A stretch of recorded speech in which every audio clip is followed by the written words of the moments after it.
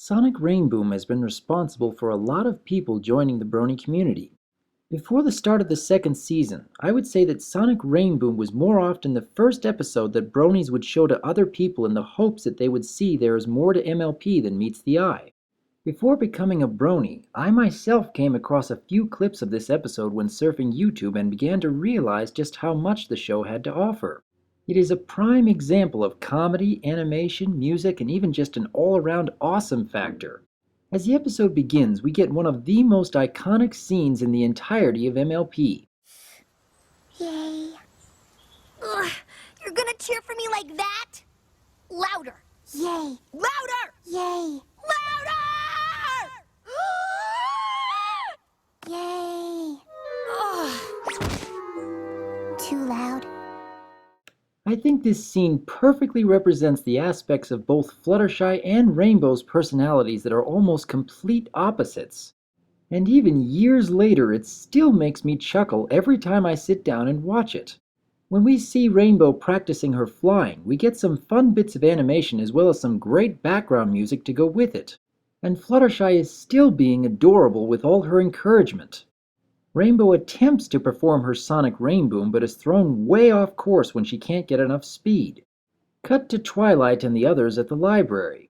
Twilight is thanking them for helping her to clean up all of her books after a crazy weekend of studying, which makes me curious as to where Spike is right now. You'd think that Spike would normally be helping to clean up the library, especially if Rarity is doing so as well.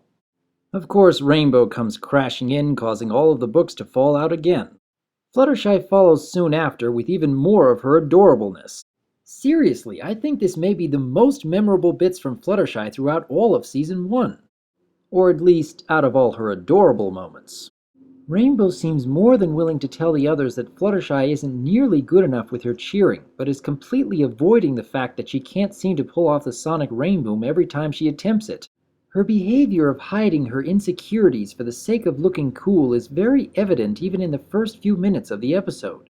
And we see more of this kind of behavior in the next season during Read It and Weep.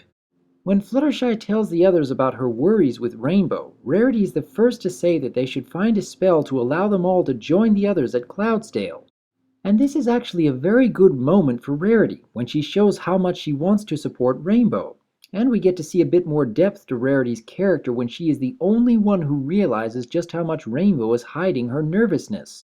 And even more than that, when Rarity is the one who volunteers to be the test subject when Twilight is unsure about whether she can pull off the spell. This is definitely one of the more respectable moments for Rarity in the series. And the effect that the animators come up with here is also rather impressive. Unfortunately for Rarity, her sensitive and caring side in this episode won't be lasting long.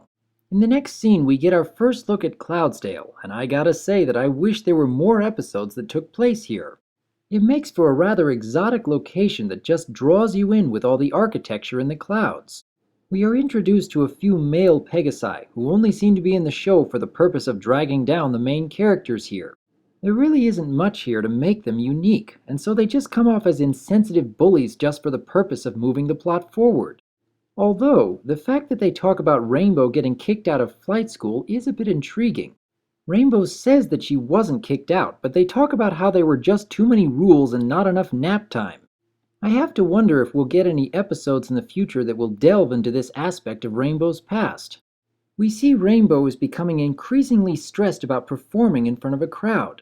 She has spent so much time building herself up in front of others, and now she is facing a very real possibility of failing, which makes for a very good life lesson to all those who strive to put up a false front with others.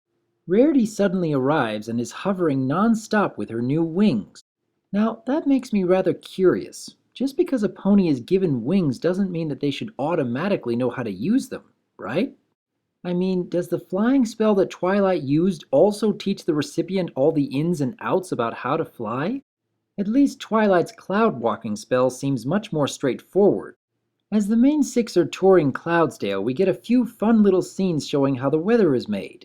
I particularly enjoy Pinkie tasting the rainbow, as it shows that she can only handle so much. And this is coming from the pony that puts hot sauce on her cupcakes. We see Rarity is thoroughly enjoying all the attention that comes from having her new wings. Now, this is certainly nothing new, as we've seen how much Rarity wants to be the center of attention. And now that she has that opportunity, she is taking full advantage of it.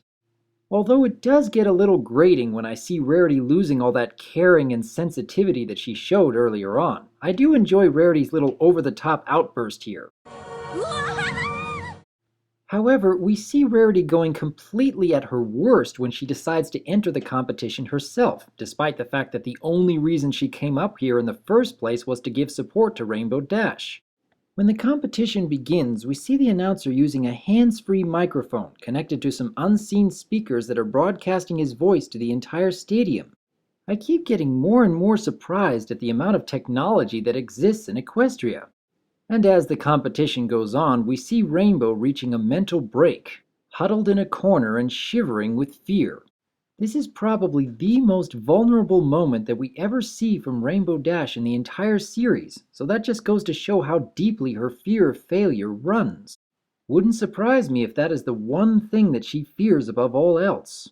When Rarity makes her appearance in full costume and makeup, it makes us feel both impressed and a little uncomfortable at the same time. The animators really put in a fantastic design here, as it conveys a rather mixed feeling to the audience. It kind of reminds me of looking at Cruella de Vil as something that is supposed to be both beautiful and grotesque at the same time.